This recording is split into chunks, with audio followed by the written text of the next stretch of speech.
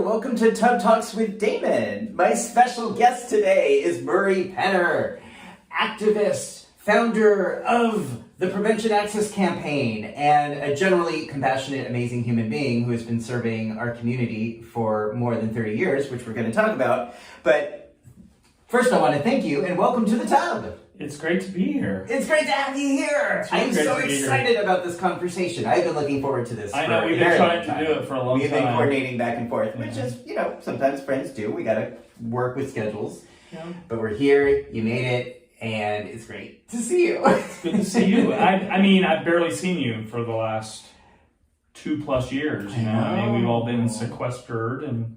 We've been sequestered and moved in different directions, and those of us that used to be able to gather or see each other at conferences or special events have missed. I've sure missed that. I missed you. It too. Missed you. So it's extra special to have you back. And I know a lot of people watching this have been sharing with me that, they're experiencing seeing friends again for the first time in 2 years, or family that they haven't seen for a while, and just how sometimes weird and wonderful that can be. Really wonderful. Yeah. In fact, I'm here in New York. Yes. Celebrating a friend's birthday, and it's like the first time we've been able to do that again, right? So I love that. Oh my goodness. Yeah. So Murray, first thing I'm asking people in this tub is, what do you like most about your body?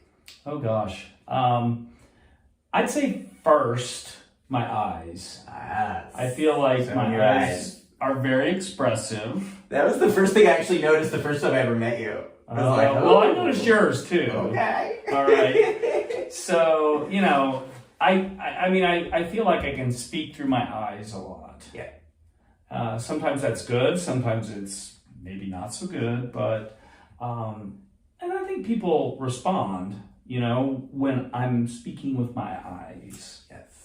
They're very deep blue, and I don't know if people can see that in camera, but especially when you meet Murray in real life, there's a depth there, there's a kindness there. It's not just your eyes are beautiful, but they show a lot of what's going on there too. Thank you. So that's sweet. All right. You also, I love your tattoo too. I just want to acknowledge and show, because you said that's showing the camera. Can you tell me what? Yeah. What that is, or what yes, it is. It's really important to me.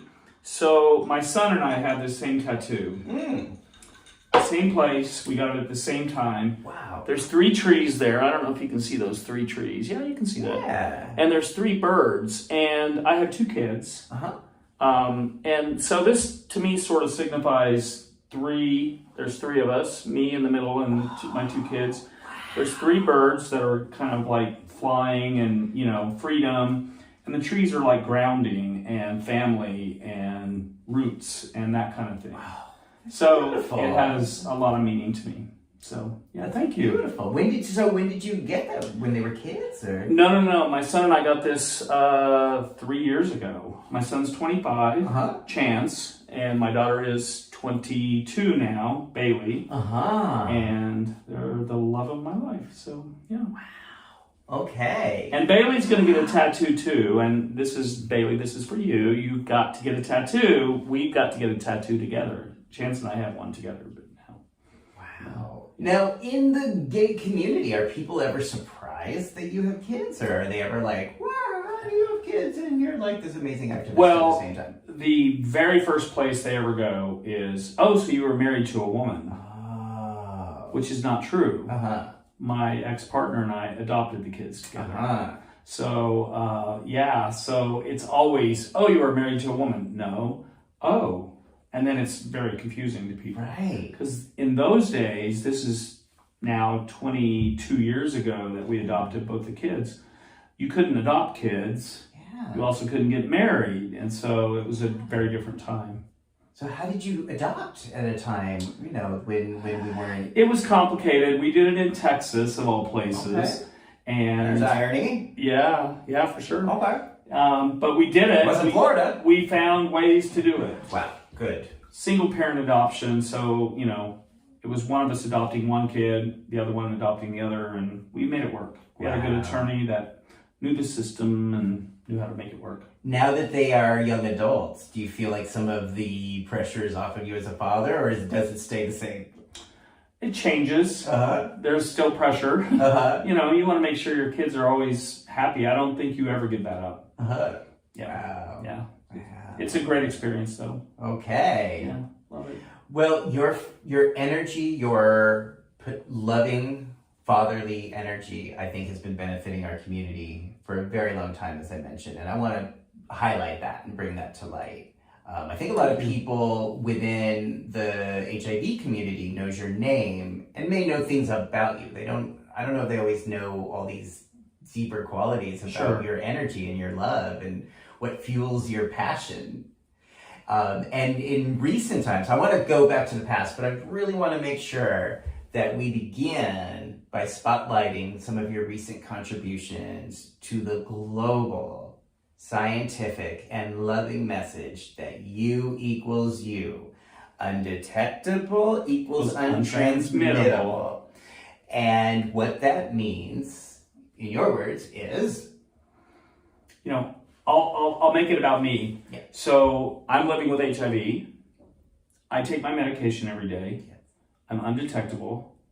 I cannot and I will not transmit HIV to my sexual partners. Period. Yes. Period. End of sentence. So now that is a very concise, clear explanation. It has taken us a long time to be able to get that message, and it's still getting out there. I was going to say, I don't know that we've gotten there yet. I don't think we've gotten there, but some of the echelons, such as the CDC, now finally have understood and integrated that message. But that was not an easy road. Absolutely not. What in your mind, what has been the resistance within the medical community to understand and integrate the science? So I think it's about human behavior. I think it's about us as humans generally being uncomfortable talking about sex. And we're talking about sexual transmission of HIV. We're not talking about mother to child transmission. We're not talking about injection drug use. We're not talking... What's the difference for you? Well, U equals U is about sex, sexual transmission, right? So it's about if you are undetectable, you cannot transmit sexually. Yes. If you're injecting drugs and using drugs, needles with others, there's not evidence about that. Okay. There's not evidence about...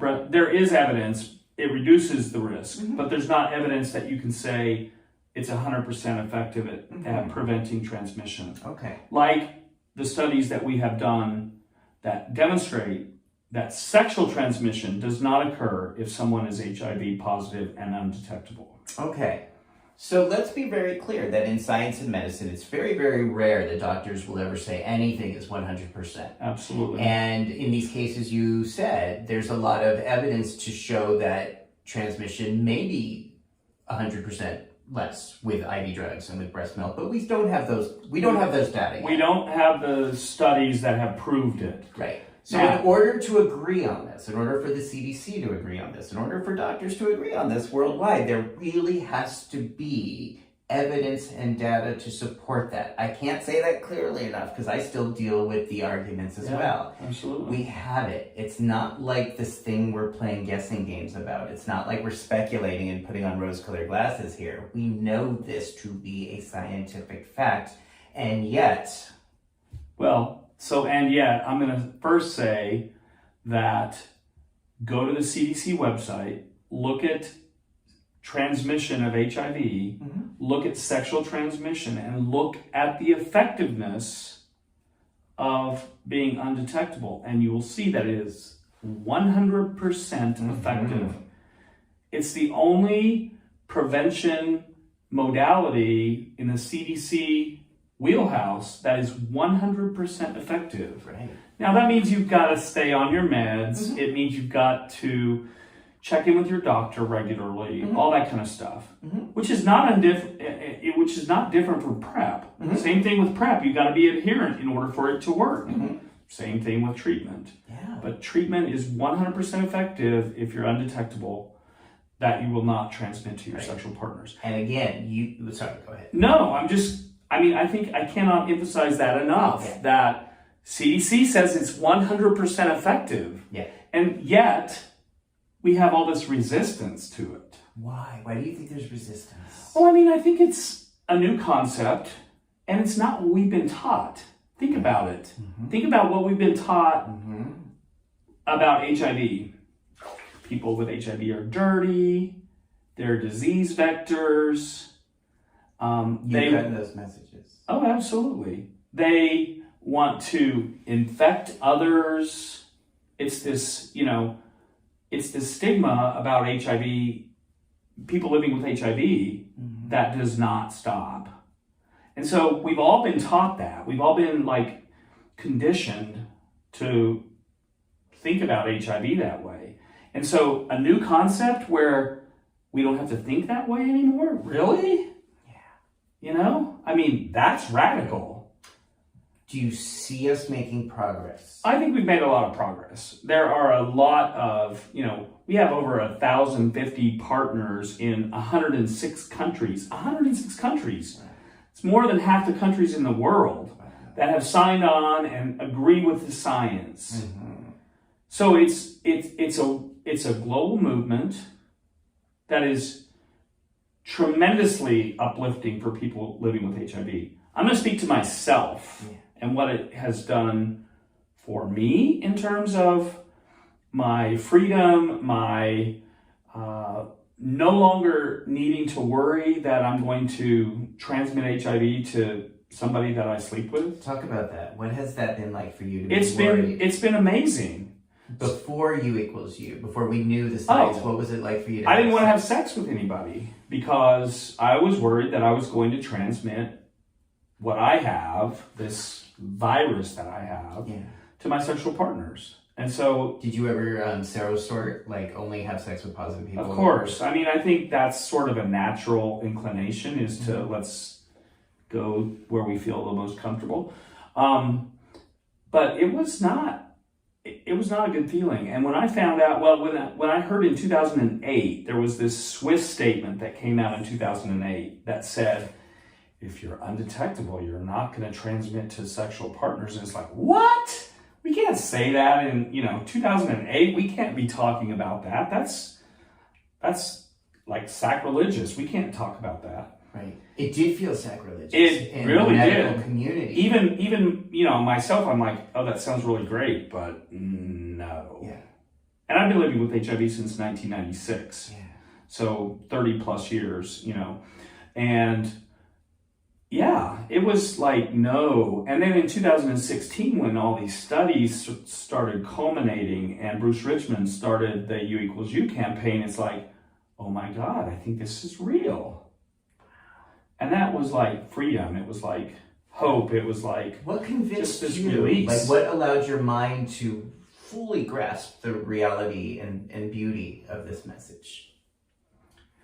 I don't know. I think it was like looking at the studies and looking at when somebody laid it out in front of me. These serodiscordant couples, male, female, positive, negative, right? All these couples had like more than 125,000 acts of sex that were condomless, and there were 0 transmissions.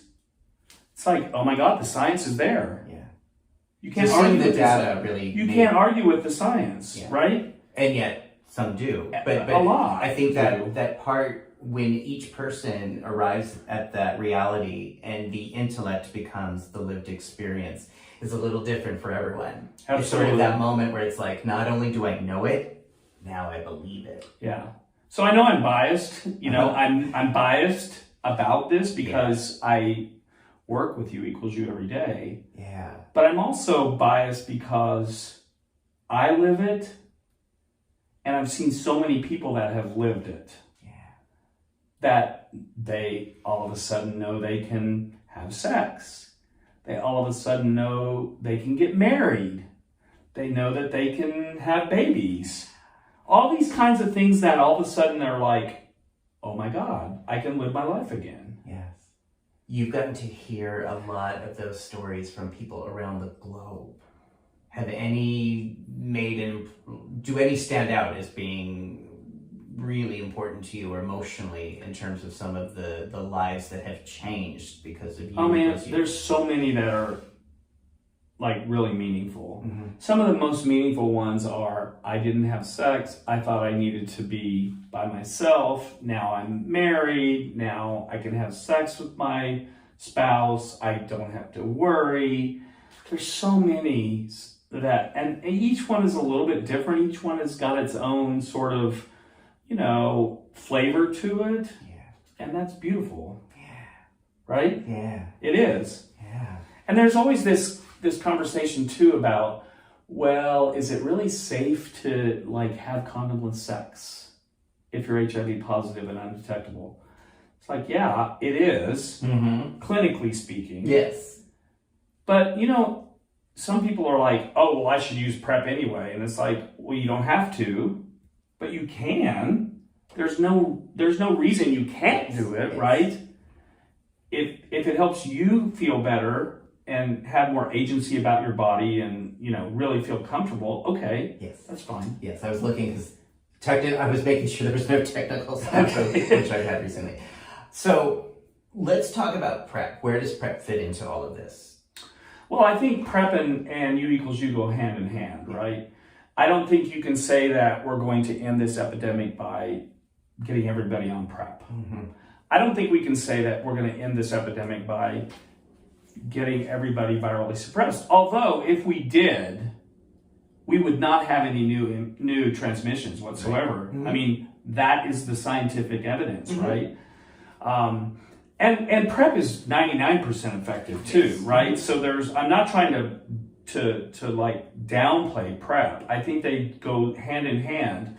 I think that whenever we're talking about PrEP as a prevention modality, we need to be also talking about U equals U at the same time. I agree. They need to go hand in hand. They need to be side by side. It's not Coke versus Pepsi. It's not like this war. Yeah. It's about, we need both of these. Do you feel like it's become a war at some times? I think sometimes it has, yeah. And, part of that is about our stupid systems in this country. Honestly, it's about categorical funding and siloed funding and healthcare that is like all over the place, right? You have to go here to get this, you have to go there to get that.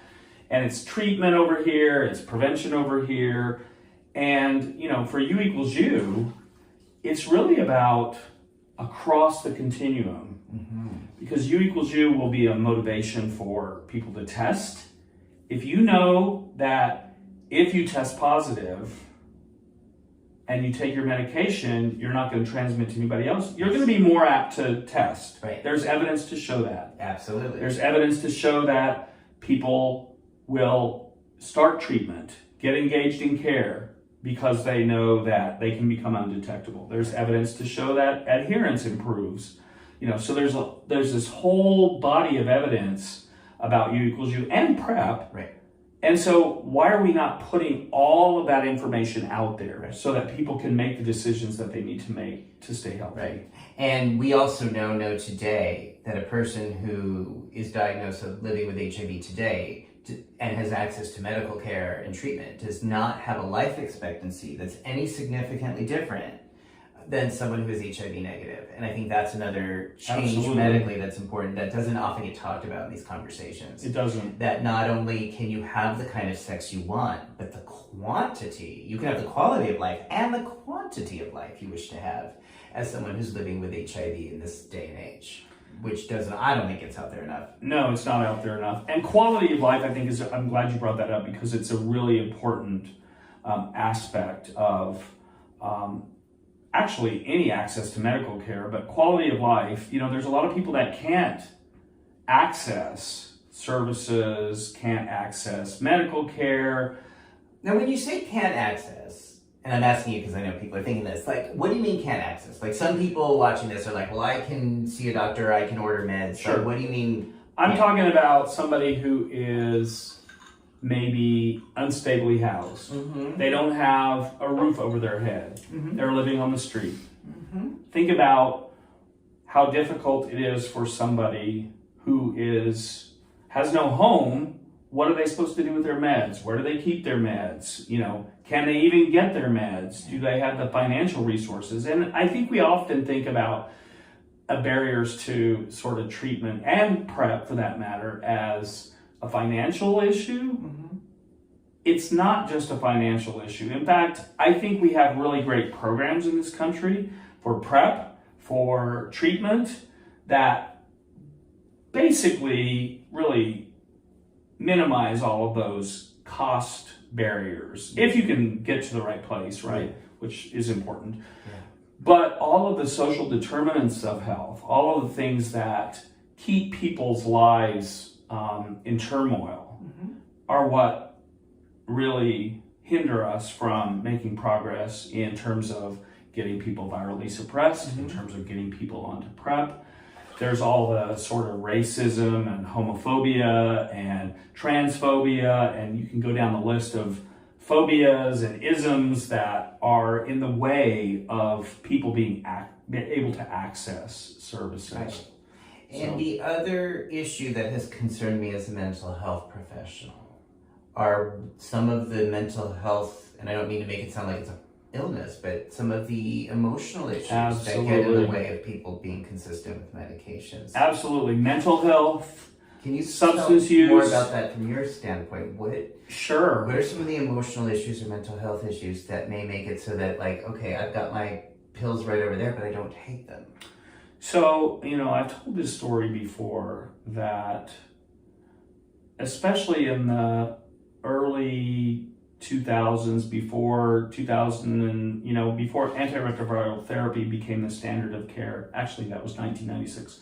So from probably 1990 up until about 2005, I went through this period of time where I was really, really depressed, and I still get really depressed. It's something that happens to me a lot, but in that time, when I didn't have the sort of message that treatment was going to not only save my life, but also prevent me from, infecting anyone else, I use that word with air quotes around it because I think it's very stigmatizing to say it that way, but I'm saying it for effect. And that's how doctors talk to you. Absolutely. You hear it all the time. Infections all the time. Think about it. You even hear that from CDC. It's like, we're talking about new infections. Wait a minute. These are people that we're talking about. Anyway, so I'm getting off topic. But, I went through this whole period of time where I didn't want to take my meds. And I know that in those days, we were not tracking viral loads near like what we do now. And I know I found some lab reports from about 1995 where my viral load was, and they were just starting to take viral loads at that point, 135,000 copies, those kinds of things. And it's because I was not taking my meds regularly. Because of depression? Because of my depression. I didn't want to. Yeah. I didn't feel like it. Yeah. I didn't think it was worth it. It's kind of like, what's the purpose, Yeah. What changed? The U equals U message. It was really liberating for me. Yeah. It was like, it gave me hope. And I've said this before, I've said it on some other shows and videos and stuff. It's like U equals U gives me hope. That's what U equals U is to me. It's about hope. That gives you hope to take the meds. That gives you impetus to take the meds. And and celebrate your life. Yeah, to celebrate, to take my meds, to be undetectable, to have sex if I want to have sex, and not worry about it. Yeah. Right? Thank you for sharing that. I really appreciate that. And I think people often lose sight of how that can feel. Yeah. To be living with HIV, to be constantly told directly and indirectly certain messages which diminish your beauty, your humanity.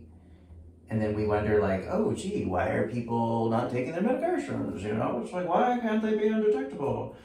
One of the other things I love about the Prevention Access Campaign is that there's also V equals V. Oh yeah. Talk about that. So your viral load, does not equal your values. So viral load does not equal value. V does not equal V, right? So yeah, and that's really important. I'm glad you mentioned that because all people with HIV deserve to be honored, and it doesn't matter whether or not your viral load is undetectable or not, right? Mm-hmm. Treatment is a very personal decision. Some people don't want to do that, and they have that right. And what I would say about people who do not have an undetectable viral load is you still have options to be pleasurable with your sex, to have pleasurable sex, to protect your partners. There's condoms, there's PrEP, there is, there's lots of things that you can do to still have a very healthy sex life. People with HIV are not a danger. And I think that's it comes back to that whole, why are we not making more progress with U equals U? It's like this cognitive dissonance about, well, no, people with HIV are dirty, they're not clean. That one, I know we've talked about this before, but the whole, when you're on the apps and somebody says, are you clean? It's like, well, yeah, I took a fucking shower today, of course I'm clean. So, I mean, it's those kinds of things that are just, it's so rooted in the past narrative about what HIV is, and it's not that. Well, then it really reinforces the stigmatizing language that often results in people feeling diminished and depressed and dehumanized. And when people feel depressed, dehumanized, they often don't take their meds. Absolutely. And then we're in this cycle. Right? And then, in often I've seen in the medical world or in the policy world, it's like, well, then the blame becomes on, well, why couldn't you just do the right thing? Yeah. And that is such an unfair, unjust message. Right. The person with HIV is the one that has, failed, not done what they need to do. Yeah. Exactly. Yeah.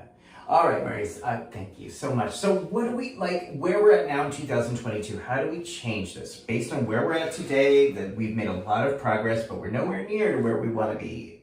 What next? What needs to happen next? So every provider needs to be talking about this. Every doctor, every nurse, every social worker, define provider however you want to. Yeah. Dentist, I don't care how you define providers, need to be talking about that. They need to be educated about U equals U. They need to know the facts.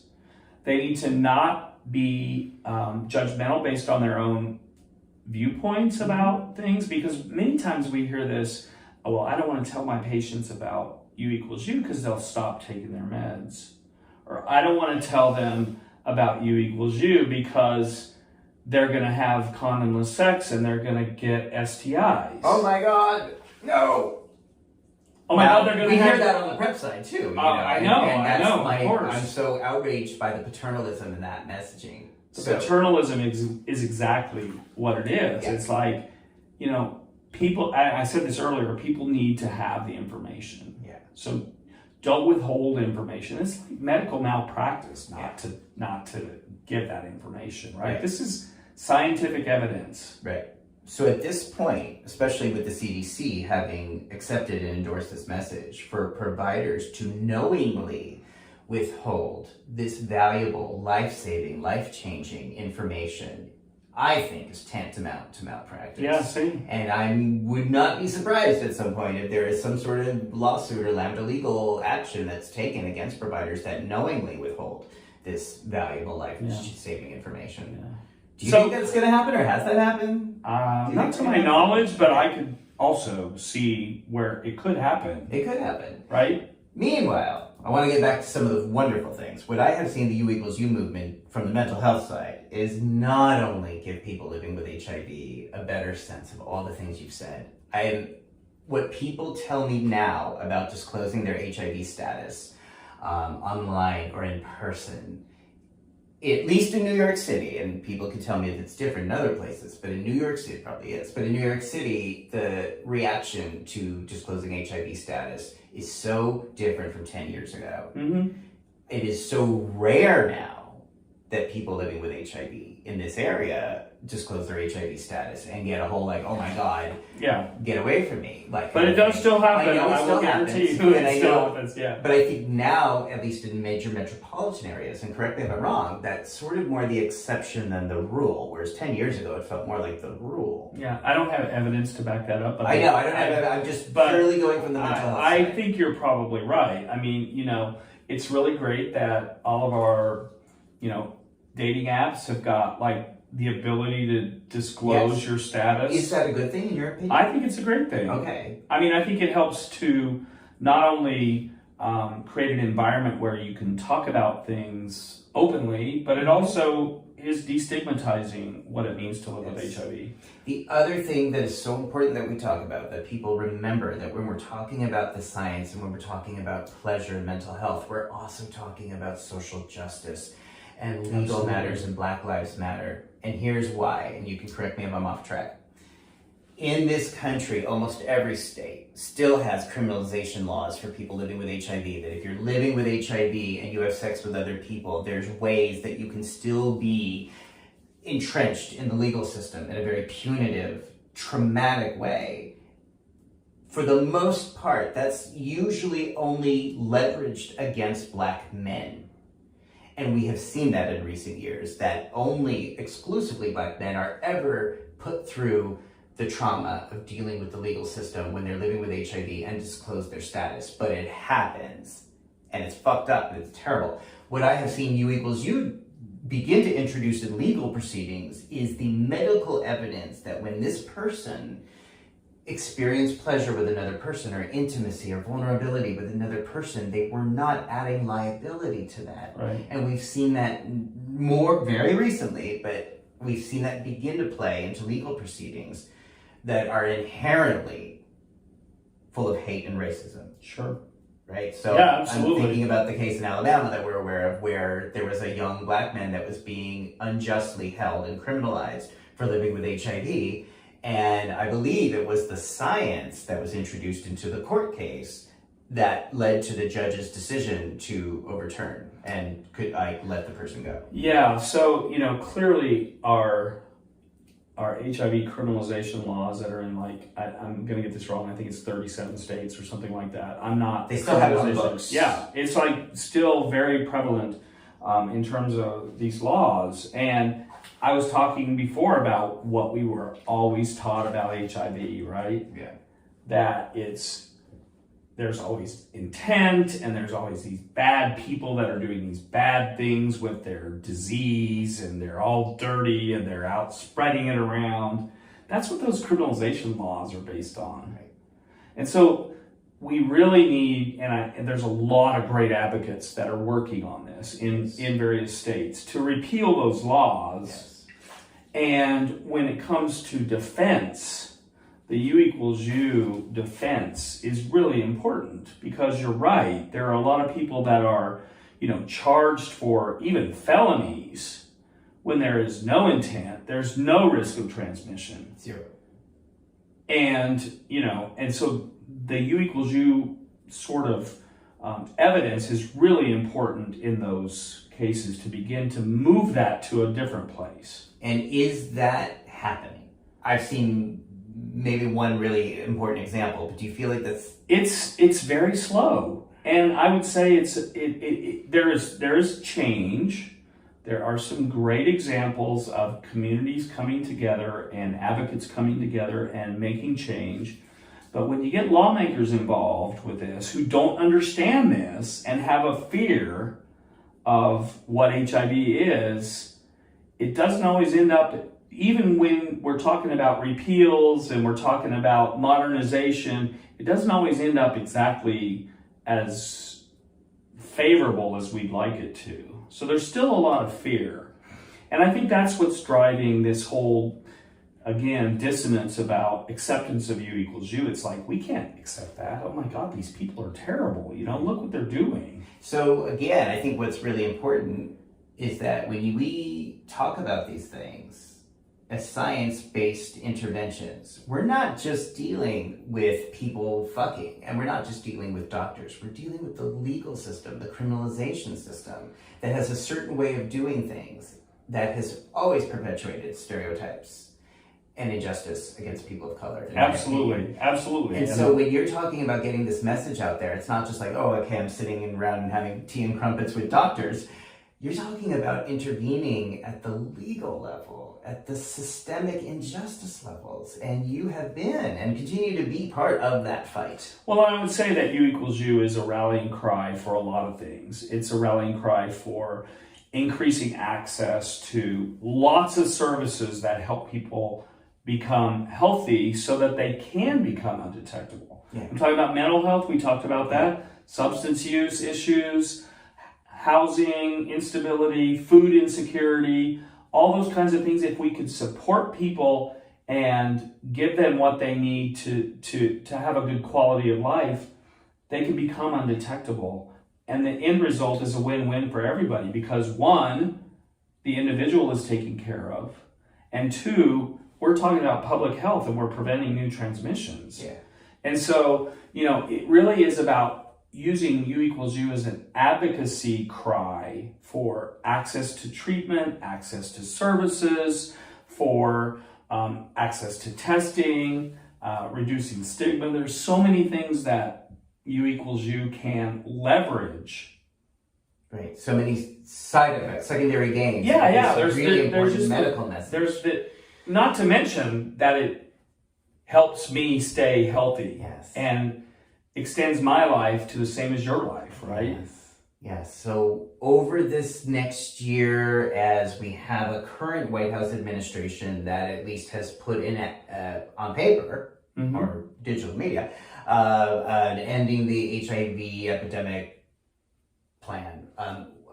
Where do you think in this next year, what would you like to see happen as far as advancing the U equals U message? What would be signs of progress in your mind? I would love to see, the president talk about U equals U. Yeah. I would love to see, throughout the EHE plans in the various jurisdictions, there be a really, really solid mention of the importance of U equals U for people living with HIV. First and foremost, let's not get it wrong. It's first and foremost about people's health. But the role that can play in ending the epidemic. Alongside PrEP, we just heard this huge announcement about this great big national PrEP program. Where are all the headlines right now? They're all on PrEP. Again, I'm not taking away from the importance of PrEP, but where is the focus on U equals U and treatment for everybody and access to everything they need so they can become healthy and undetectable and prevent new transmissions? Right. You know what by the way, am I sitting, are you okay? I'm perfectly fine. I know our legs are a little bit crossed here. The new White House plan, for the first time, addresses the needs of the quality of life for long-term survivors. Do you think they're doing an adequate job of that, or do you think they could have done better with that? I think the fact that it's so clearly spelled out. Have we reached what we need to do? No, none of us have. And I think we can always do better in everything we're doing.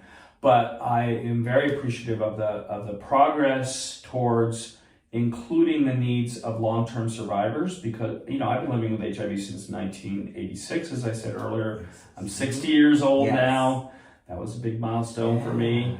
I didn't think I was going to make it to 30, and now I'm 60. So it's like, oh, my needs are changing. I've got high blood pressure, I've got high cholesterol, I've got, I've had some bouts with cancer. So I've got all these sort of issues that are now taking front and center. And so if we don't address the needs, if you look at the population of who is living with HIV, what's growing? People over 50 and long-term survivors. And we've got a lot of work to do there. So I'm really appreciative that it's there and we have to do more. Yes. So you mentioned I may have heard earlier 96, but I know that you talked before. I maybe you heard said you that speak wrong. about It's 86, yes. So you Sorry. tested positive the first time in 86. Yeah. Do you remember what that felt like? Oh, absolutely. It was bad.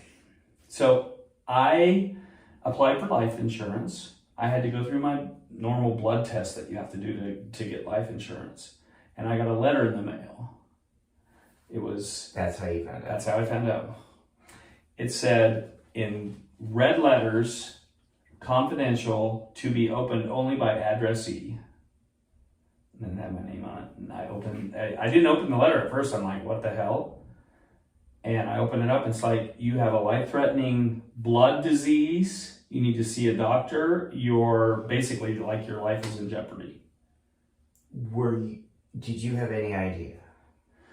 Not really. I was living in Oklahoma City in the 1980s. You know, I knew about, at that time it was probably Grid or whatever it was at the time.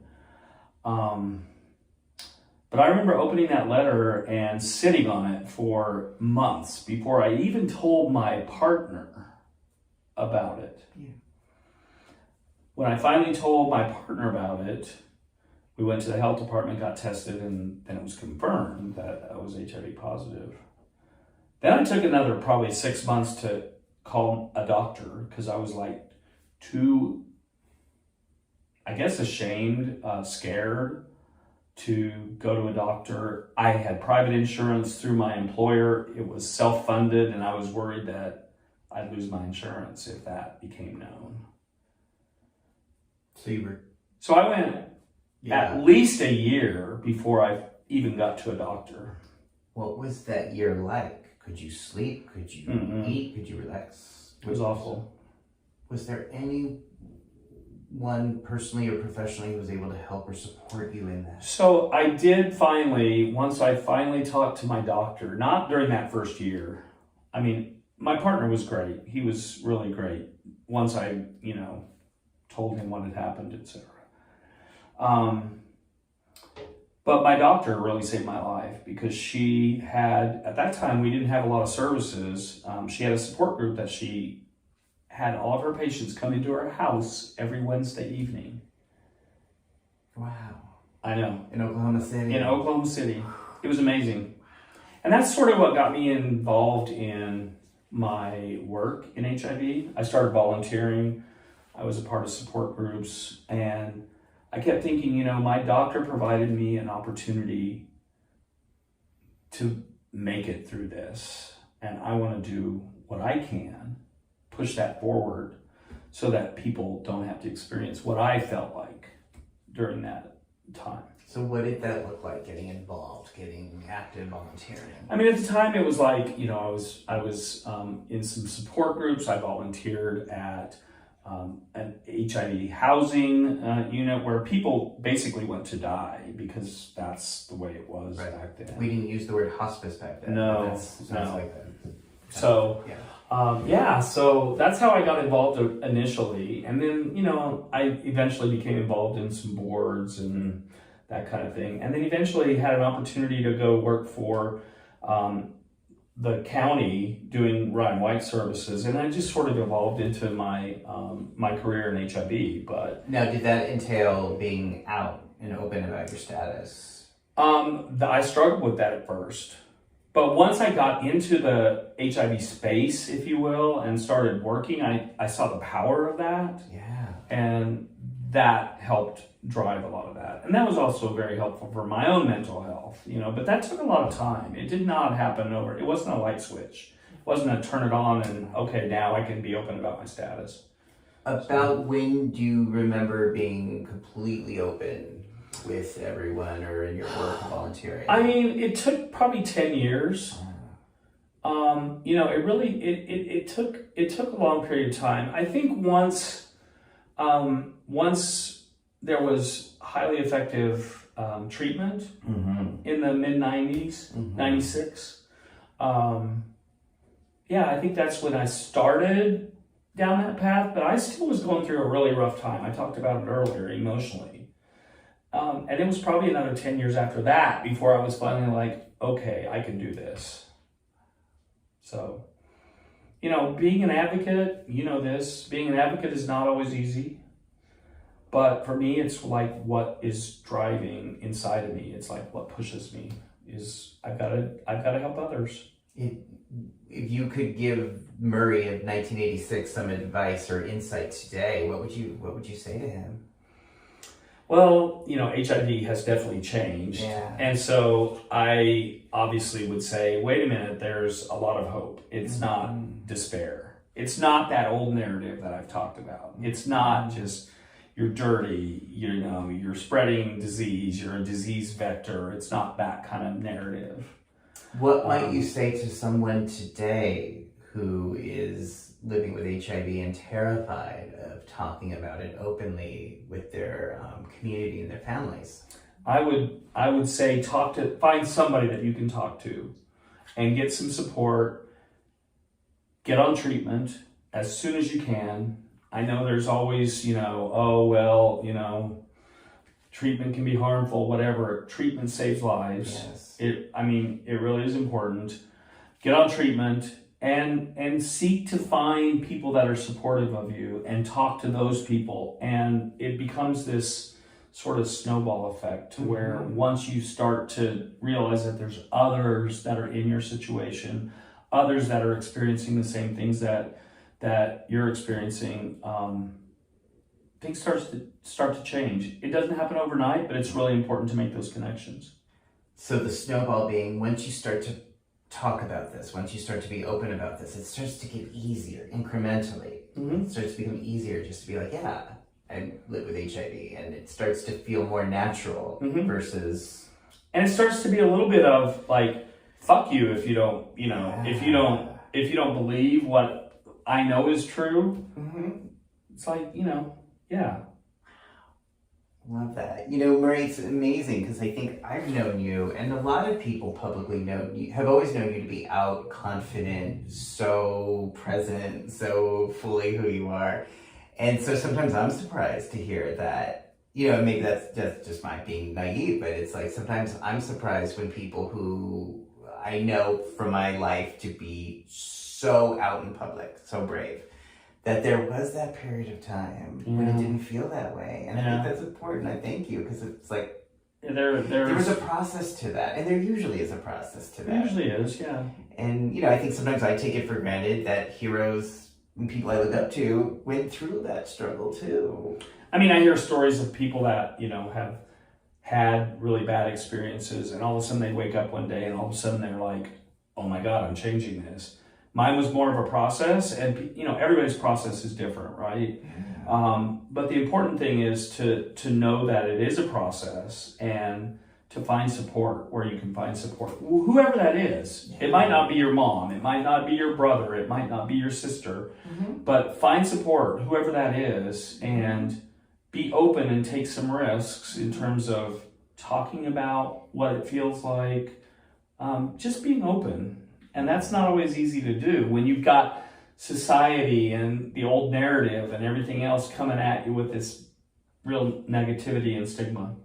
Right, which is still there. Absolutely. I think, you are so wonderful, and, there's a lot of leaders who may make that look easy, but there's still a process to that. Yep. Thank you. Thank you. Does it feel like, I love that some of the commercials now that you see during the Rachel Maddow show, even during Days of Our Lives, like all the HIV treatment commercials seem to now be on board with U equals U. Yeah. Does that kind of messaging help to teach people or normalize this? I think it does. I think it takes a little bit of everything, right? Yeah. It takes TV commercials. It takes messages from your doctor. It takes hearing it from your health department. It takes seeing a flyer up on a bus poster or a billboard or something talking about it. I think it's everywhere. Obviously, who we want to get this information most is people living with HIV because of the extreme benefits to, being on treatment and being undetectable.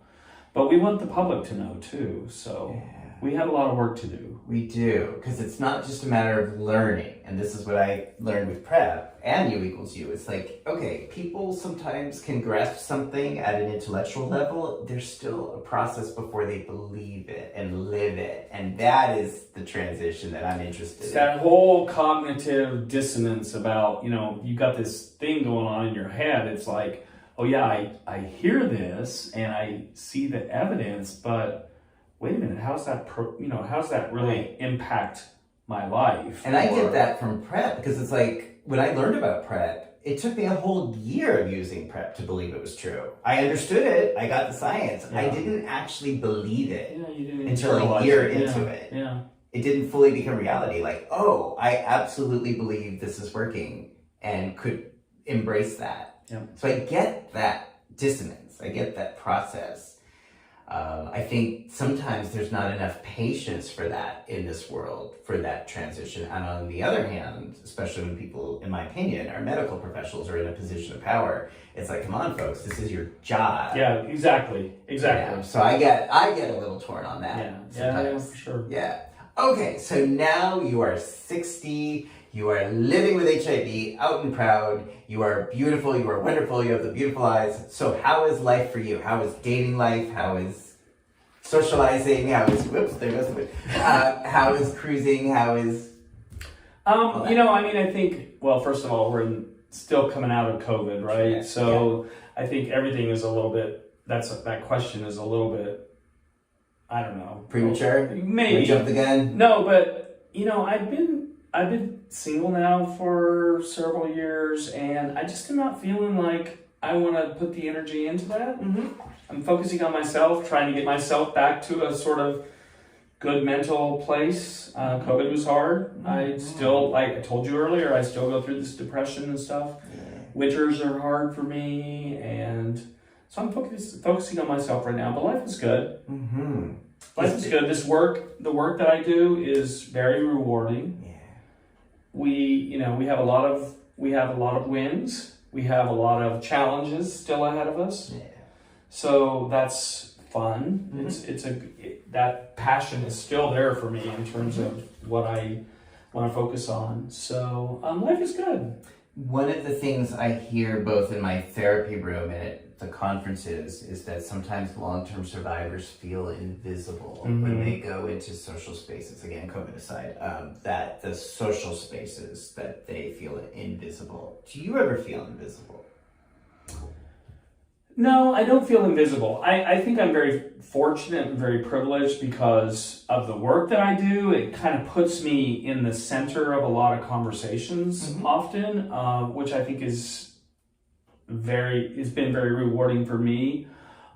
It is hard getting older when you're in the gay community and you see, 30-year-olds, 20-year-olds running around with their, perfect bodies and their perfect clothes and all that kind of stuff. And it feels sometimes like, oh, he's the old guy over there. So do you feel that way sometimes? Sometimes. I mean, when you're in social settings, it's kind of, I think there is this ageism that we have in our society too. I'm talking about all this HIV stigma, but I think there's a lot of stigma about being older too. Absolutely. And again, that's partly why I even started this series and wanted to open up those discussions. Yeah. But Thank you for doing that, by the way. Yeah.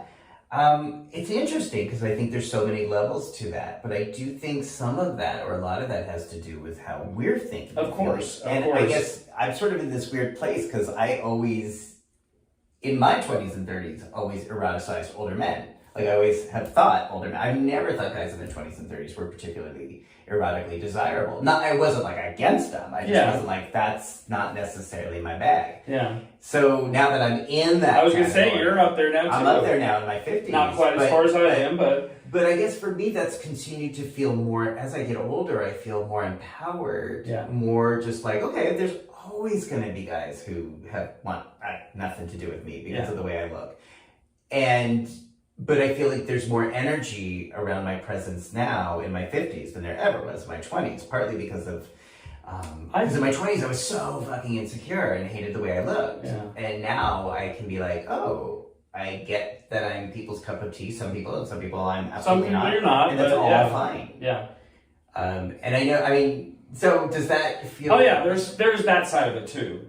I do not mean to say that I walk into a room and I feel like invisible every single time. I'm just saying sometimes it's, you know, I mean, you get caught up in that whole stereotypical cultural sort of, older people. Yeah, it's the old guy over there. What can we do to change that? I mean, I think it's these kind of conversations. And I think it's going into conversations with people with an open mind. Don't stereotype them, oh, look at this young guy over here, or this old guy over here, or anything like that. Go into conversations, get interpersonal, you know, talk to people, learn about them versus what you have in your mind about somebody. So there is definitely the whole daddy issue. Yeah. The whole daddy, that's a great thing too. I mean, I have found, this is the first time in my 50s that I'm starting to get that transference, that archetype directed at me. And I am like, I'm good with that, man. Whatever. Whatever gets you going. Right. But it's unusual. But I think when we consider the historical archetype of the daddy figure as one that's erotically desirable, I'm like, all right, I'm on board with that because I've been there. Like, I get it from both sides of that now. And I'm willing to embrace that. I think the really interesting moment we have historically as like living and thriving in our 50s and 60s and 70s and upwards is that we're kind of at this unique moment where we've never really seen people, gay people, get older and be sexually empowered thrive. That's right. With relative social acceptance and medical advancements and legal protections. Not that it's perfect, but that we are living in a time that's historically unusual in that way. Yeah, you know, I mean, one of the issues that I have about this whole conversation about HIV and aging is that it often turns to the being frail and being, you know, declining in health and everything, and it's not celebrating the fact that a lot of people who are getting older are still having sex, are still thriving, are, you know, they're taking their medications, they're undetectable. Yes, they have other issues too, but we're learning how to address those. And so we seem to want to focus on all of the negatives about getting older. You know, your bones are going to get frail, you're going to fall apart, you're going to, all that kind of stuff, which is all very real. But we're not celebrating enough, I don't think. Yeah, I agree. That people are living and thriving. I agree. So, thank you. I mean, that's a lot, again, about why I wanted to have this conversation in the tub, and especially with you, because to me, you represent so much of that life and that vitality that I look up to. And I've looked up to you the whole time I've known you. The first time I met you was in a conference, and the first thing was like, this guy has the kindest eyes. Oh, and you're so nice. Like, I remember that meeting very well. Yeah. I think it was Miami or... We were in San Diego. Oh, was it California. San Diego? Okay, all right. I knew it was tropical something or other. So it was hot.